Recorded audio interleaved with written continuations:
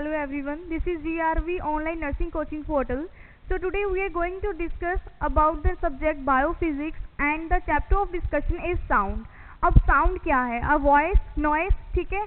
तो साउंड क्या है कि कोई भी चीज़, कोई भी मशीन काम कर रही है, ठीक है, चाहे वो हवा ब्लो कर रही है, चाहे वाटर मूव कर रहा है, तो वो हर एक चीज़, जो हर एक फिजिकल फैक्टर है, इन्वायरमेंटल डायमेंशन है, वो क्या एक साउंड, एक वॉइस प्रोड्यूस करते हैं, जिनको किसका नाम दिया जाता है? साउंड का. क्लियर. और अकॉर्डिंग टू फिजिक्स की अगर बात करें तो साउंड क्या है? It is the formation of the vibration. ठीक है, जो वाइब्रेशन फॉर्म हो रही हैं, जो वाइब्रेशन एक पर्टिकुलर मीडियम के थ्रू या वैक्यूम के थ्रू ट्रेवल करती हैं, उनको बोला जाता है sound. So according to physics, अगर हम साउंड की डेफिनेशन की बात करते हैं तो साउंड क्या है? Sound defined as the formation of vibrations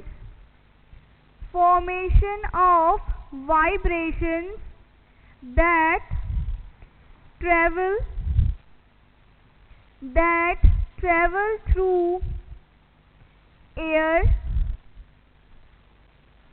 travel through a medium और वैक्यूम. क्लियर. इसकी 4 एग्जाम्पल में हम क्या लिख सकते हैं? Air, glass, sun rays. ठीक है. तो साउंड क्या है कि वो एक वाइब्रेशंस की फॉर्मेशन है जो एक पर्टिकुलर मीडियम या वैक्यूम मतलब ओपन स्पेस में ट्रेवल करती हैं और क्या बनाती है? हमारी वाइब्रेशंस. यही जो वाइब्रेशंस हैं वो आगे साउंड को प्रोड्यूस करती हैं, जो कि हमारी हियरिंग एबिलिटी में वोकलाइजेशन प्रोड्यूस करके हमारे कानों तक एक सेंसिटिविटी लेके आता है सुनने की. क्लियर. तो साउंड क्या है? It is defined as the formation of vibrations create होती है, वेव मोशंस क्रिएट होती हैं, that travel through a medium और वैक्यूम. क्लियर. जिसको ट्रेवल करने के लिए एक पर्टिकुलर पाथ चाहिए, ठीक है, मीडियम चाहिए या फिर वैक्यूम मतलब ओपन स्पेस चाहिए ट्रेवल करने के लिए. क्लियर. नेक्स्ट हमारा आएगा mechanism of propagation of waves. ये जो वाइब्रेशंस क्रिएट हो रही हैं, जो वेव्स क्रिएट होंगी, ठीक है, उनका मैकेनिज्म क्या है? और अगर उसका मैकेनिज्म पढ़ना है तो उसके लिए सबसे पहले जो फोर्स, जो एनर्जी यूज होती है साउंड फॉर्मेशन के लिए, वाइब्रेशन प्रोडक्शन के लिए, उसका हमें पढ़ना बहुत ज़्यादा ज़रूरी है. तो मेनली क्या है कि 3 तरह की जो फीचर्स हैं वो पाए जाते हैं इसमें: kinetic energy, potential energy and inertia. ठीक है. अब काइनेटिक एनर्जी क्या था कि लास्ट लेक्चर्स में हमने क्या डिस्कस किया था एनर्जी में, कि जो काइनेटिक एनर्जी है वो एनर्जी किसके साथ ज्वाइन करेगी? जो ऑब्जेक्ट मोशन में हो, ठीक है, जो मूवमेंट क्रिएट करे. क्लियर. और जो पोटेंशियल एनर्जी है वो किसमें स्टोर होगी? उन ऑब्जेक्ट्स में जो ऑब्जेक्ट अपनी रेस्टिंग पोजीशन पे हैं. ठीक है. वो क्या काम करते हैं? जस्ट अपनी एनर्जी को रीस्टोर करने का. क्लियर. और इनर्शिया का क्या मतलब होता है कि जब कोई ऑब्जेक्ट मूव नहीं कर रहा, अपनी पोजीशन को चेंज नहीं कर रहा, वो एकदम एक ही प्लेस पे रहेगा.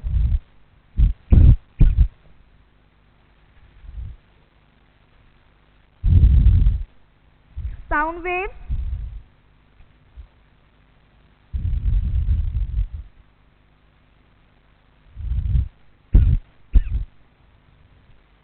Kinetic energy,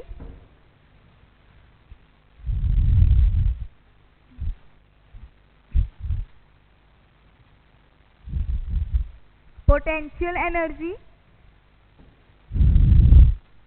and the third one is inertia. Kinetic energy किसके साथ ज्वाइन रहेगी? जब ऑब्जेक्ट जो है वो मोशन में होगा. बिलोंग्स टू एन ऑब्जेक्ट विच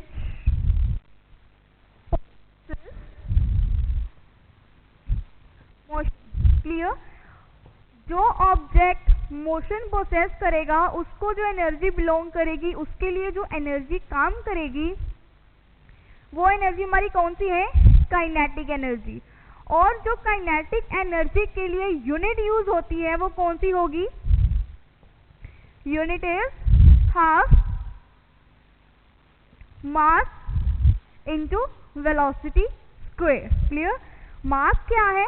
इस ऑब्जेक्ट का वेट। वेलोसिटी क्या है कि किस इंटेंसिटी के साथ, किस स्पीड के साथ वो जो ऑब्जेक्ट है अपनी पोजीशन को चेंज कर रहा है। नेक्स्ट आएगी हमारी potential energy. It belongs to an object which possesses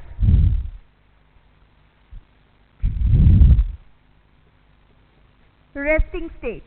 ठीक है, जो रेस्टिंग स्टेट पोसेस करेगा, ठीक है, उसमें जो एनर्जी होगी वो किस में आएगी? हमारी पोटेंशियल एनर्जी में। और पोटेंशियल एनर्जी का जस्ट क्या काम है कि जो फर्दर एनर्जी है उसको रीस्टोर करके रखना। क्लियर? और पोटेंशियल एनर्जी के लिए जो हम फॉर्मूला यूज करते हैं वो क्या करते हैं? mgh। क्लियर? m का मतलब मास, ठीक है, g का मतलब जो ग्रेविटी है उसकी एक्सेलरेशन की, एंड h क्या आएगा? उस ऑब्जेक्ट की हाइट। क्लियर? नेक्स्ट आता है हमारा इनर्शिया। अब हमने काइनेटिक एनर्जी में क्या पढ़ा कि कोई भी ऑब्जेक्ट जो मूव करेगा मोशन में होगा।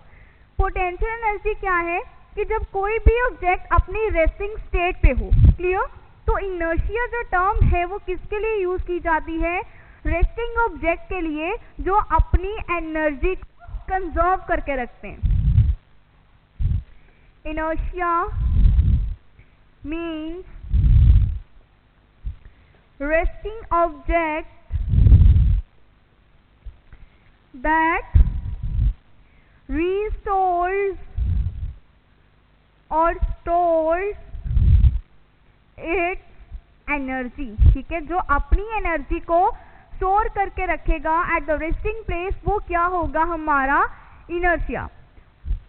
अब जो वेव मोशन, जो साउंड वेव्स है हमारी, काइनेटिक एनर्जी को यूज करेंगी, पोटेंशियल एनर्जी को यूज करेंगी, इनर्शिया को यूज करेंगी, और इनके अलावा हम एक और टर्म इसकी यूज करते हैं, इलास्टिसिटी।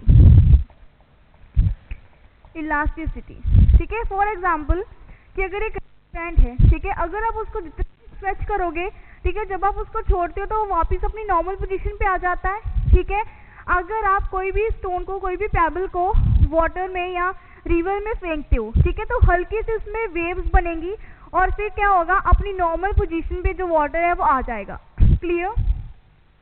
तो वो क्या है? Elasticity. The tendency of object to regain its original form after being disturbed. ठीक है, डिस्टर्ब होने के बाद भी, ठीक है, मूवमेंट होने के बाद भी अगर कोई ऑब्जेक्ट अपनी ओरिजिनल फॉर्म ले लेता है तो उसकी टेंडेंसी को क्या बोला जाता है? Elasticity. So it is a tendency to regain one's original form after being disturbed. Clear? Disturb होने के बाद भी जो ऑब्जेक्ट अपनी ओरिजिनल प्लेस पे आ जाता है उसकी टेंडेंसी को किसका नाम दिया जाता है? इलास्टिसिटी का। तो साउंड वेव्स के लिए ये जो चार टर्म्स हैं इनका पता होना जरूरी है। Elasticity, kinetic energy, potential energy and inertia. And the next one is types of waves. Types of waves, तो मेजरली जो हमारी वेव्स की टाइप्स होती हैं वो आती है दो फॉर्म्स में। ठीक है, इलेक्ट्रोमैग्नेटिक आएगी और इलास्टिसिटी आएगी। क्लियर? जो इलेक्ट्रोमैग्नेटिक वेव्स होगी या इलेक्ट्रोस्टैटिक वेव्स होंगी वो कौन सी होंगी? जो ओपन स्पेस में, मतलब वैक्यूम में ही ट्रेवल करती हैं। क्लियर? और जो इलास्टिसिटी वेव्स हैं वो कौन सी प्रोड्यूस होती हैं? जिनको एक मीडियम की जरूरत हो। वेव्स, ठीक है, वेव्स को हम डिवाइड करते हैं in the two part. Clear? वो कौन से पार्ट है? सबसे पहली कौन सी है हमारी?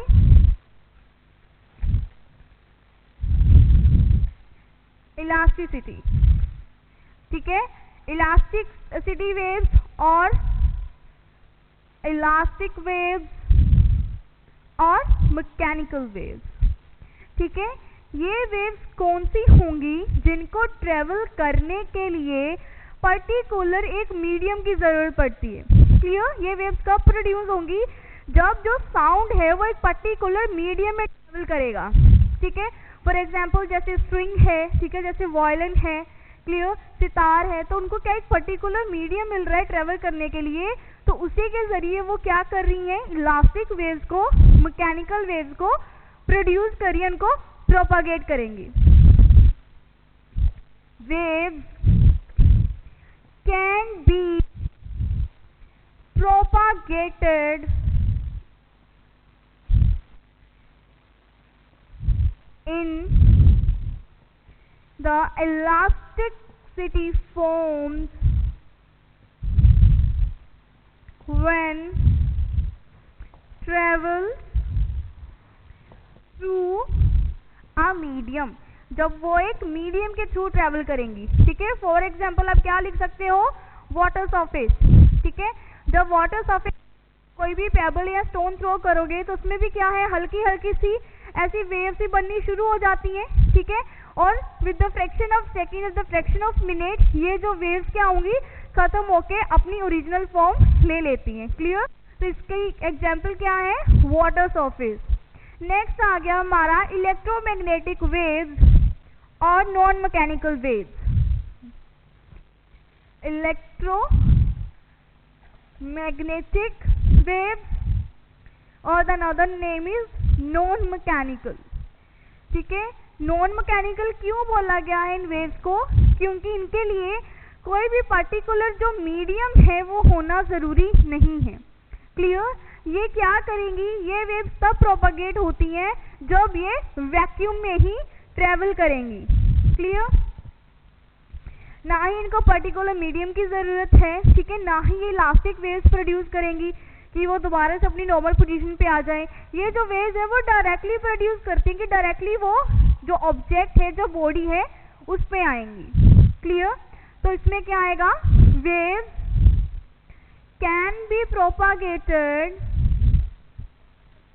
can be propagated even when sound travels through vacuum, ठीक है। ओपन स्पेस से आता है, चाहे वो एयर है चाहे वो सन रेज है, ठीक है। तो ये वेव्स क्या कौन सी होंगी, इक्वली डिस्ट्रीब्यूट होंगी और जो वैक्यूम के थ्रू ही ट्रेवल करती है। So majorly two types of waves है, mechanical waves and non mechanical waves. जो मैकेनिकल वेव्स है उनको एक मीडियम चाहिए होता है ताकि वो अपनी जो वेव्स हैं उनको स्टिमुलेट कर सके, प्रोपागेट कर सके। और जो इलेक्ट्रोमैग्नेटिक वेव्स हैं वो वैक्यूम में ही ट्रेवल करके अपनी वेव्स को ओरिजिनेट करना शुरू कर देती हैं। नेक्स्ट हमारा आएगा टाइप्स ऑफ वेव मोशन। ये तो था कि वेव्स जो हैं वो कैसे बनेंगी, ठीक है, चाहे वैक्यूम में ट्रेवल करके चाहे मीडियम में ट्रेवल करके। नेक्स्ट हमारा आएगा वेव मोशन, ठीक है। ये जो वेव्स ओरिजिनेट हो रही हैं, वेव्स बनेंगी, वो मूव कैसे करेंगी। वेव मोशन मेजरली जो वेव मोशंस हैं वो हमारी दो टाइप्स की आती हैं। क्लियर? फर्स्ट वन आएगा हमारा ट्रांसवर्स वेव मोशंस। सेकंड हमारी आएंगी लॉन्गिट्यूडनल, ठीक है। अब ट्रांसवर्स वाली कौन सी होंगी, इनमें वो वेव मोशंस आएंगी कि जो मोशन है वो उस डायरेक्शन में जाएंगी, उस डायरेक्शन में ओरिजिनेट होगी जो हमारे साउंड और वेव फॉर्मेशन की डायरेक्शन को परपेंडिकुलर करेगा, ठीक है। फॉर एग्जाम्पल अब जो वेव्स हैं, ठीक है, वो ट्रांसवर्सली एक्ट कर रही हैं, तो जो वेव मोशन है वो इसी की डायरेक्शन से ऊपर जाएंगी, देन इसी डायरेक्शन को परपेंडिकुलर करके नीचे को मूव होंगी, ठीक है। तो ट्रांसवर्स वेव मोशन कौन सी है? It is the linear wave motion that form a similar और स्टेबल हार्मोनिक मोशंस क्रिएट करेंगी in the direction perpendicular to the formation of waves. Clear? तो इसमें क्या आएगा?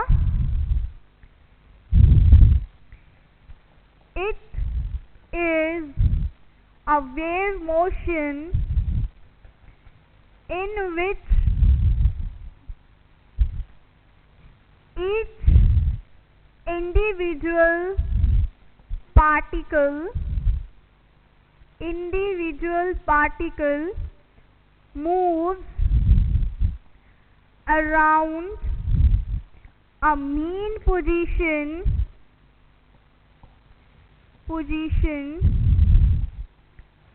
perpendicular to the direction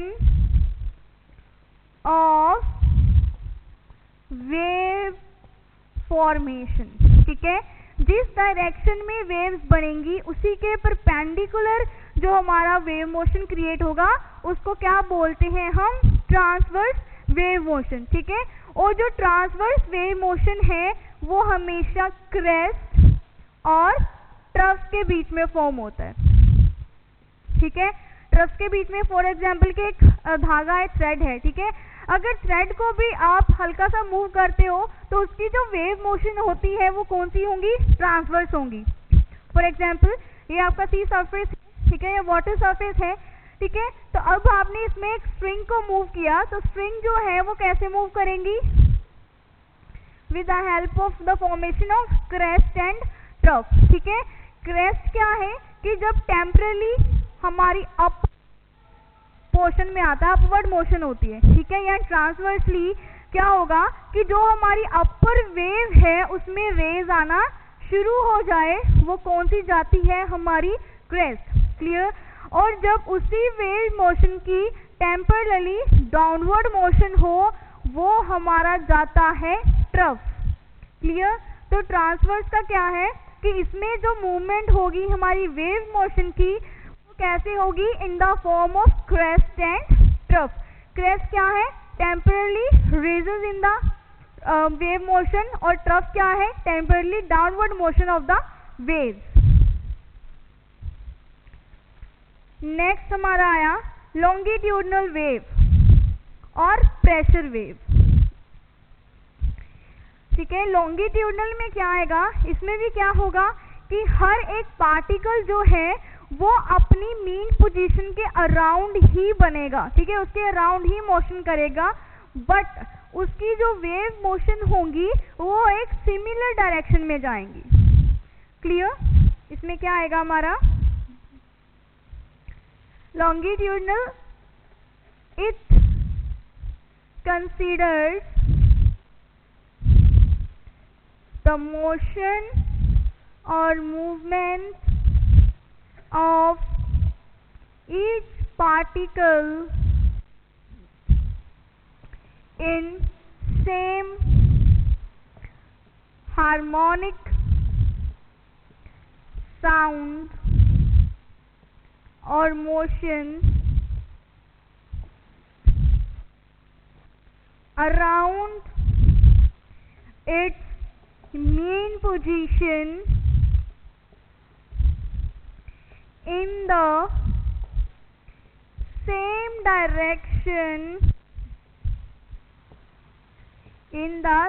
direction of wave propagation। ठीक है, जिस same direction में वेव प्रोपागेट कर रही है, आगे बढ़ेगी, फॉर्मेशन करेगी, ठीक है, उसी सेम एक ही डायरेक्शन में जो मोशंस होंगे इनको क्या बोला जाता है? Longitudinal wave motion.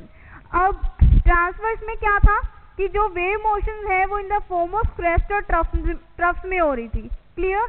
बट इसमें क्या होगा? लॉन्गिट्यूडनल में जो वेव मोशंस है, जो वेव ट्रेवल्स है, वो करेंगी in the form of rarefaction and compression. Compression के जरिए और रेयरफेक्शन के जरिए। क्लियर।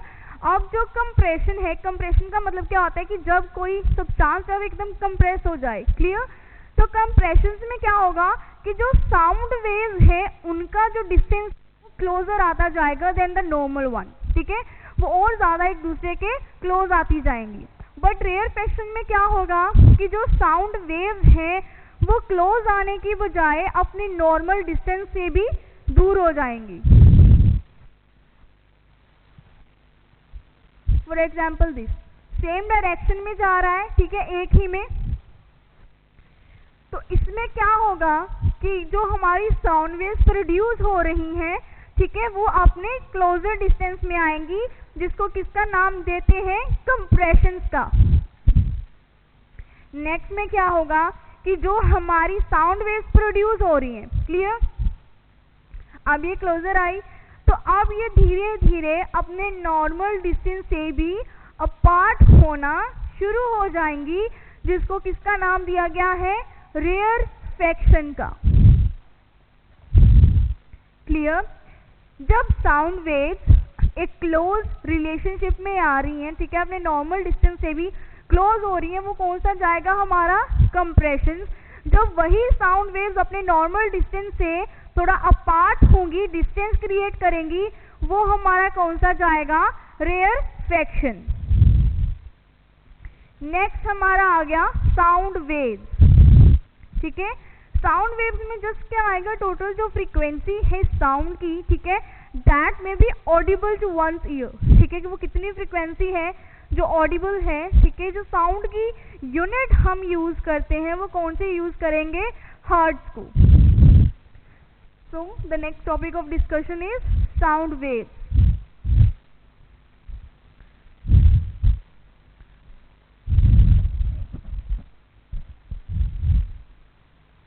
Sound waves. क्लियर।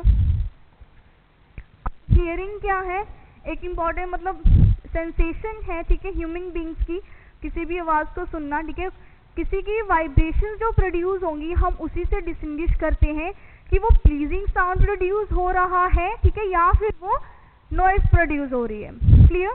तो साउंड वेव्स में क्या आएगा, ये पर्टिकुलर इंटेंसिटी, पर्टिकुलर फ्रीक्वेंसी क्या है वाइब्रेशंस की, जो साउंड वेव्स को प्रोड्यूस करके हियरिंग इफेक्ट जो है वो कॉज करती हैं। क्लियर।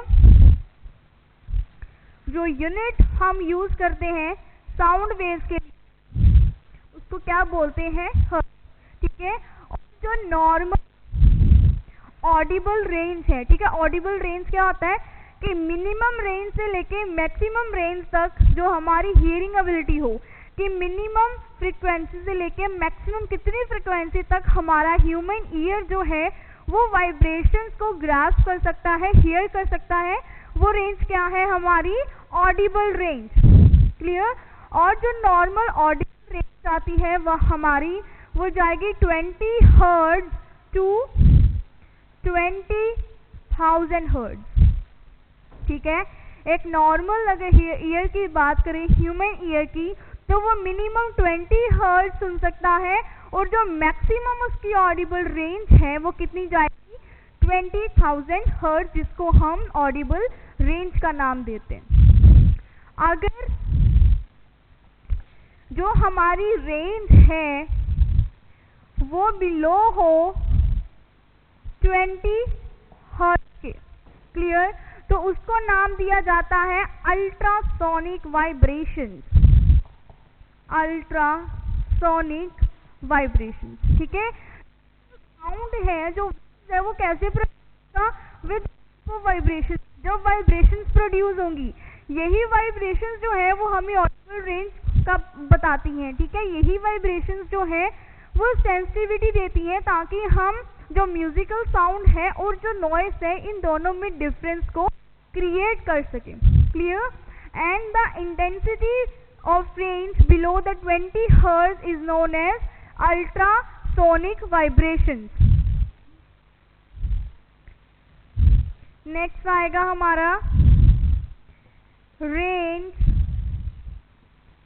above 20,000 hertz, सॉरी जो हमारी रेंज आएगी बिलो द 20 हर्ट्ज वो इंफ्रासोनिक, और जो 20,000 हर्ट्ज से ज़्यादा आएगी वो हमारी होगी ultrasonic. Ultrasonic vibration, infrasonic vibration, infrasonic vibration. Clear? जो हमारी ऑडिबल रेंज है वो नॉर्मल कितनी है, 20 हर्ट्ज टू 20,000 हर्ट्ज, और अगर रेंज जो है वो 20 हर्ट्ज से बिलो हो तो उसको किसका आता है, इंफ्रासोनिक वाइब्रेशंस का। और अगर हमारी रेंज 20,000 हर्ट्ज से ज़्यादा है तो उसको किसका नाम दिया जाता है, अल्ट्रासोनिक वाइब्रेशंस का। Next moves to important terms that connected with the wave motions, कि वेव मोशंस के साथ जो इम्पॉर्टेंट टर्म्स हैं वो कौन कौन सी हैं। तो सबसे पहली क्या आएगी हमारी, wavelength. Clear? important terms related to the wave motions। Clear? अब इसमें जो सबसे पहली है हमारी वो कौन सी आएगी, वेवलेंथ। अब वेव का क्या मतलब है कि जो हमारी वेव मोशन हो रही है। क्लियर? अब लेंथ का मतलब क्या होता है, डिस्टेंस। क्लियर? तो इसमें क्या आएगा, एक वेव का दूसरी वेव के साथ कितना डिस्टेंस है उसको हम किसका नाम देंगे, वेवलेंथ का। ठीक है? कि जो हमारी एक वेव बन रही है, एक जो क्रेस्ट फॉर्मेशन हो रही है वो दूसरी क्रेस्ट फॉर्मेशन के साथ कितने डिस्टेंस पे है। क्लियर? वो क्या है हमारी वेवलेंथ। नेक्स्ट आ गया हमारा frequency. Second one is frequency. Frequency का मतलब क्या होता है, नंबर। ठीक है? वेवलेंथ के रेसिप्रोकल को ही किसका नाम दिया जाता है, हमारा फ्रीक्वेंसी का। ठीक है? और फ्रीक्वेंसी क्या है, number of vibrations completed in 1 second. एक सेकेंड में कितनी वाइब्रेशंस कंप्लीट हो रही हैं। ठीक है? 4, 5, 6 कितनी वाइब्रेशंस को एक सेकेंड में कंप्लीट करेंगे वो हमारी क्या होगी, फ्रीक्वेंसी। ये क्या है, distance between two waves. Clear? Frequency क्या है, number of waves formed in 1 second. ठीक है? एक सेकेंड में कितनी वेव फॉर्मेशन हो रही हैं। क्लियर? और इसको हम डोनेट करेंगे with the help of V। Next आया हमारा टाइम पीरियड। क्लियर? अब टाइम पीरियड क्या है, टाइम कंज्यूम होना। ठीक है? तो टाइम में क्या आएगा कि कितने टाइम में एक वेव ने दूसरी वेव तक का डिस्टेंस ट्रेवल किया। ठीक है? वो हमारा किस में आएगा, टाइम पीरियड में। It is the time taken by the wave to travel a distance, time taken by a wave to travel a distance of one wavelength. ठीक है? ये जो हमारी एक वेवलेंथ है इसको ट्रेवल करने के लिए जितना टाइम लगा वो क्या होगा, हमारा टाइम पीरियड। क्लियर? और इसको हम डिनोट करते हैं T के साथ। नेक्स्ट हमारी टर्म है वेलोसिटी। तो वेलोसिटी क्या है हमारी, वेलोसिटी जो है वो वेरीज करेगी मीडियम के साथ। ठीक है? किस मीडियम में जो हमारी साउंड वेव्स हैं वो पास हो रही हैं। ठीक है? किस टेम्परेचर पे पास हो रही हैं, तो वो क्या डिनोट करेगा, हमारी वेलोसिटी को। क्लियर? नेक्स्ट हमारा फिफ्थ आ गया इंटेंसिटी। इंटेंसिटी का मतलब कि किस एनर्जी की अमाउंट के साथ जो वाइब्रेशंस प्रोड्यूस हुई हैं वो हमारी टिम्पैनिक मेम्ब्रेन को स्ट्राइक करेंगी ताकि जो हियरिंग सेंसेशन है वो प्रोड्यूस हो। उसको क्या बोलेंगे, इंटेंसिटी। क्लियर? इंटेंसिटी क्या है, amount taken by vibration to the tympanic membrane to strike the tympanic membrane।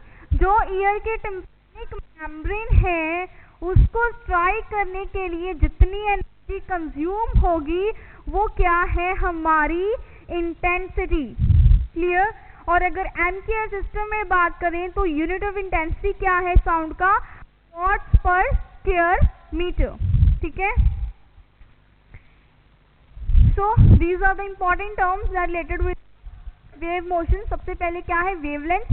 Wavelength क्या है, it is the distance between the two waves. दो वेव्स में कितना डिस्टेंस है वो हमारा क्या आएगा, वेवलेंथ आएगा। नेक्स्ट फ्रीक्वेंसी, कितने नंबर ऑफ जो वेव्स हैं वो प्रोड्यूस होंगे, ये क्या बनाएंगे हमारी फ्रीक्वेंसी को, और कितने, एक सेकंड में। Clear. Time period, time period क्या है कि एक वेव को दूसरी वेव तक ट्रेवल करने के लिए जितना टाइम लगेगा वो क्या है हमारा टाइम पीरियड। नेक्स्ट आ गया हमारा वेलोसिटी। वेलोसिटी क्या है, हर मीडियम के साथ उसकी जो स्पीड है वो चेंज होगी। Next intensity.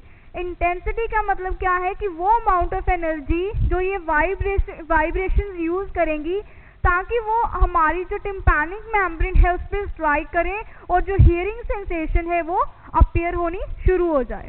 So these are the important terms related with the wave motions. Next आएगा वेव फेनोमिनन। अब जैसे हमने लाइट के चैप्टर में क्या पढ़ा था कि जो लाइट ट्रैवलेंस है, ठीक है, उसमें क्या था, इंसिडेंट रे, रिफ्लेक्शन और रिफ्रैक्टेड रे और ऑब्जर्व रे। क्लियर। सिमिलरली इसका है कि जो साउंड फेनोमेनन में भी क्या होगा कि कुछ जो साउंड है वो बैक वे में रिफ्लेक्ट हो जाता है। क्लियर। जिसको हम ईको बोलते हैं। नेक्स्ट हमारा क्या होगा कि कुछ साउंड जो होगा मीडियम थ्रू पास होके अपना पासवे जो है उसको चेंज कर लेगा, और कुछ साउंड वेव्स क्या होती है कि जब वो फ्लैट सरफेस पे स्ट्राइक करेंगी तो कुछ उनकी साउंड जो है वो ऑब्जर्व हो जाती है। ठीक है। और कुछ क्या होगी, हीट के एनर्जी की फॉर्म ले लेती है। नेक्स्ट आएगा हमारा साउंड कंसेप्ट। ठीक है। तो यही जो हमारे वेव फेनोमिनन है, ठीक है, फेनोमिनन, वेव्स फेनोमिनन। ठीक है। इनमें सबसे पहले क्या आया, रिफ्लेक्टेड वेव।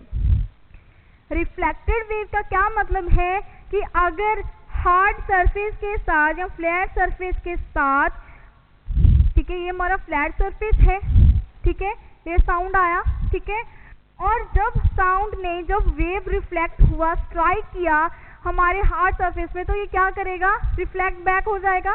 ठीक है। इसी रिफ्लेक्ट को बैक को क्या बोलते हैं हम, रिफ्लेक्टेड वेव, और ये क्या प्रोड्यूस करेगी, इको। यही होता है ना, अगर आप माउंटेनियस सरफेस पे जाते हो, ठीक, या बंद जगह पे अगर आप नाम मतलब कुछ भी बोलते हो तो वो दोबारा आपको सुनाई देगा। ठीक है। वो क्या है, जाता हमारा इको इफेक्ट, कि अगर जो वेव है वो स्ट्राइक करेगी फ्लैट सरफेस को तो वो दोबारा क्या होगी, बैक रिफ्लेक्टेड। नेक्स्ट हमारा आया रिफ्रैक्टेड। रिफ्रैक्टेड वेव कौन सी होंगी कि जब हमारी जो वेव है, ठीक है, उसने स्ट्राइक किया फ्लैट सरफेस को तो वेव क्या करेगी, अपना पाथ चेंज करके ऑपोजिट डायरेक्शन में चली जाती है। क्लियर। नेक्स्ट आया हमारा अब्जॉर्प्शन। अब्जॉर्प्शन में क्या होगा कि कुछ एनर्जी अब्जॉर्ब हो जाएगी और कुछ एनर्जी जो है वो हीट में कन्वर्ट हो जाएगी। अब्जॉर्प्शन। ठीक है। फॉर एग्जाम्पल कि अगर स्नोई एरिया में जा रहे हो, ठीक है, तो मतलब पूरा सनी डे है, ठीक है, आपका ब्लैक क्लॉथ जो होगा अगर आप वो स्नो पे रख दोगे तो क्या देखोगे कि कुछ जो स्नो है वो मेल्ट हो जाएगी, ठीक है, और कुछ क्या होगी जो हीट में कन्वर्ट हो जाती है। ठीक है। तो ऑब्जर्प्शन क्या है कि जब फ्लैट सरफेस के साथ वेव्स स्ट्राइक करेंगी तो कुछ उसमें क्या हो जाएंगी, ऑब्जर्व हो जाएंगी, और जो बाकी की है वो हीट एनर्जी में कन्वर्ट हो जाएंगी। नेक्स्ट हमारा आया ट्रांसमिशन। ट्रांसमिशन में क्या होगा कि जब जो वेव हैं वो एक मीडियम से दूसरे मीडियम में ट्रेवल करें। क्लियर? अब जब कोई भी वेव जो है अगर उसने किसी मीडियम के साथ स्ट्राइक किया, ठीक है, स्ट्राइक करके वो ना ही एब्जॉर्ब हो रही है ना ही रिफ्लेक्ट बैक हो रही है, वो क्या करेंगी, जो दूसरा सरफेस है सेम इंटेंसिटी का, सेम वेलोसिटी का, उसी में जाके अपनी जो एनर्जी होगी, अपनी जो वेव्स हैं वो ट्रांसफर कर लेंगी। नेक्स्ट हमारा आता है इंटरफेरेंस। इंटरफेरेंस का क्या मतलब होता है कि दखलंदाजी करना, ठीक है, तो सिमिलरली इसमें है। इंटरफेरेंस में क्या होगा, जब दो वेव जो है वो आपस में स्ट्राइक करेंगी, चाहे वो सेम डायरेक्शन में हो चाहे वो ऑपोजिट डायरेक्शन में हो, ठीक है, तो कई बार क्या होता है कि दोनों वेव्स आके एक वेव बना देंगी, ठीक है, और कई बार क्या होगा जो ऑपोजिट डायरेक्शन की वेव है वो आपस में स्ट्राइक करके जो वेव मोशन है उसको खत्म कर देंगी। के दो तरीके होते हैं हमारे इंटरफेरेंस के, first is constructive, second is destructive, ठीक है। अब कंस्ट्रक्टिव का क्या मतलब होता है, कोई चीज कंस्ट्रक्ट करना, बनाना, क्लियर, और जो डिस्ट्रक्टिव होगा उसका क्या मतलब है, किसी चीज को डिस्ट्रॉय करना। तो कंस्ट्रक्टिव में क्या है कि अगर मान लो कि दो वेव जो हैं वो सेम या ऑपोजिट डायरेक्शन में आएंगी, ठीक है, बना देती हैं हाई क्रेस्ट और ट्रफ्स वाली जो वेव्स हैं उसको क्रिएट करना शुरू कर देंगी। मतलब ये दोनों एक ही में कंबाइन होके जो हाई वेवलेंथ की हमारी मोशन है, वेव है, उसको क्रिएट करना शुरू कर देंगी। और डिस्ट्रक्टिव में क्या है कि अगर वेवलेंथ सेम या आएंगी तो जब ये स्ट्राइक होगा तो ये टेम्पररी क्रेस्ट और ट्रफ फॉर्मेशन है उसको खत्म करके एक हॉरिजॉन्टल लाइन को क्रिएट कर देगी, ठीक है।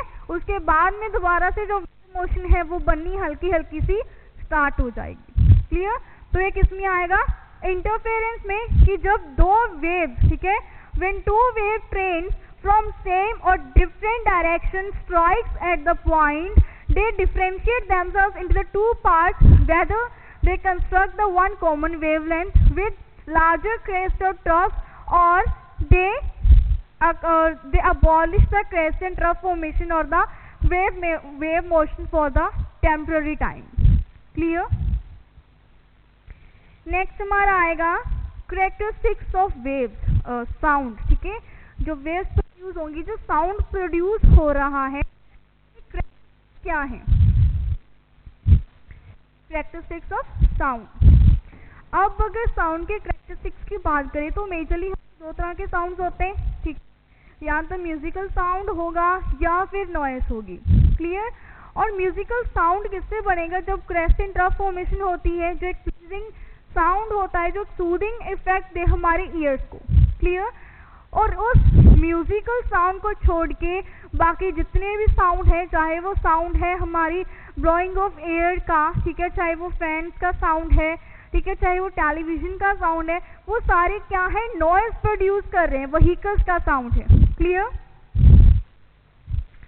तो साउंड में मेजरली क्या है, हमारा दो पार्ट्स में डिवाइड होगा, ठीक है। एक कौन सा जाएगा, म्यूजिकल साउंड, दूसरी कौन सी जाएगी, नॉइस, ठीक है। म्यूजिकल साउंड कौन सा है, जो एक प्लीजिंग साउंड प्रोड्यूस कर रहा है, क्लियर। और नॉइस क्या होगा, any sound instead of musical sound is termed as noise. जो हमारा नॉइज आती है व्हीकल से, ठीक है, शाउटिंग, स्क्रीमिंग, क्राइंग, ओके, जो हमारी मशीन्स की आवाज आएगी वो सारी क्या है, एक तरह की नॉइस है, क्लियर। और कौन कौन सी चीजें इनको डिफरेंशिएट करती हैं, वो कौन सी है, हमारी इंटेंसिटी, थिंग्स डिफरेंशिएट इंटेंसिटी, ठीक है। इंटेंसिटी क्या है, किस एनर्जी के साथ जो हमारी वेव हैं, ठीक है, एक यूनिट एरिया को वो क्रॉस कर रही है, वो क्या है हमारी इंटेंसिटी, ठीक है। Energy of wave crossing per unit area in unit time. Next आता है हमारा क्वालिटी। क्वालिटी क्या है कि प्लीजिंग साउंड है, ठीक है, हाई पिच साउंड है, वो किस में आएगा, हमारी क्वालिटी में आएगा। नेक्स्ट क्या है हमारी पिच, कि किस फ्रीक्वेंसी के साथ जो वाइब्रेशंस है वो प्रोड्यूस हो रही हैं, ठीक है। यही होता है ना, कहीं की आवाज़ बहुत ज़्यादा बारीक होती है ना, कहीं की आवाज़ बहुत ज़्यादा भारी होती है कि वो समझ में भी नहीं आती, वो किसकी वजह से, पिच की वजह से। तो जो पैरामीटर्स हमारे म्यूजिकल साउंड को नॉइज से डिफरेंशिएट करेंगे वो कौन से हैं, इंटेंसिटी, क्वालिटी और पिच। नेक्स्ट है हमारा ऑडियोमीटर। ऑडियोमीटर वो ऑपरेटर्स हैं जिसके जरिए हम हियरिंग एबिलिटी को असेस कर सकते हैं, चेक कर सकते हैं, क्लियर। और ये ऑडियोमीटर भी खुद को दो पार्ट्स में डिवाइड करता है, टाइप 1 जिसमें लिमिटेड फ्रीक्वेंसीज होती हैं, और टाइप 2 कौन सा होगा, जिसमें न्यूमरस जो फ्रीक्वेंसीज हैं उसको असेस करने की कैपेबिलिटी होती है, क्लियर। नेक्स्ट हमारा आ गया ऑडियोमीटर।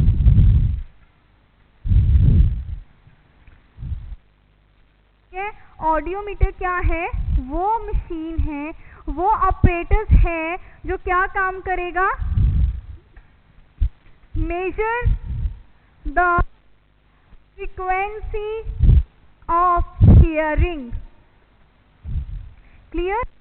खुद को दो पार्ट्स में डिवाइड करेगा, एक में क्या होगा, स्टेप 1 में लिमिटेड फ्रीक्वेंसीज होंगी, ठीक है, और स्टेप 2 में क्या होगा, देयर आर न्यूमरस फ्रीक्वेंसीज, ठीक है। न्यूमरस फ्रीक्वेंसीज जो हैं वो प्रेजेंट होंगी इसके सेकंड टाइम में, 100 है, 200 हर्ट्ज, 300 हर्ट्ज, ठीक है। नेक्स्ट आया स्पीच ऑडियोमेट्री। स्पीच ऑडियोमेट्री में क्या होता है कि मतलब उसमें क्या होगा कि क्लाइंट को जो मीडियल फ्रीक्वेंसीज है वो ऑडिबल होनी चाहिए, ठीक है। ईयरफोन्स को लगा दिया जाता है, उसके बाद में धीरे से कोई साउंड प्ले की जाती है, ठीक है, कुछ बोला जाता है। अगर क्लाइंट हाफ भी उस वर्ड को रिपीट करे, उस सेंटेंस को रिपीट करे, तो क्या माना जाता है कि जो उसकी हियरिंग सेंसेशन है वो नॉर्मल है, वो आएगा हमारा स्पीच ऑडियोमेट्री, क्लियर। कि मीडियल फ्रीक्वेंसी पे जो हम ह्यूमन ईयर है उसकी जो हियरिंग एबिलिटी है वो नॉर्मल पेस पे है और वो उसी सेंटेंस को रिपीट कर रहा है, क्लियर।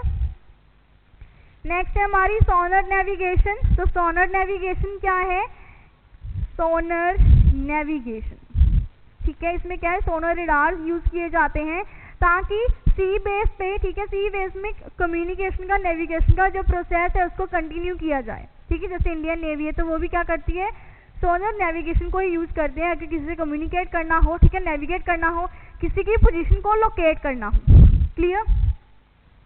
नेक्स्ट आएगा यूजेस ऑफ दीज वेव्स और साउंड्स इन नर्सिंग,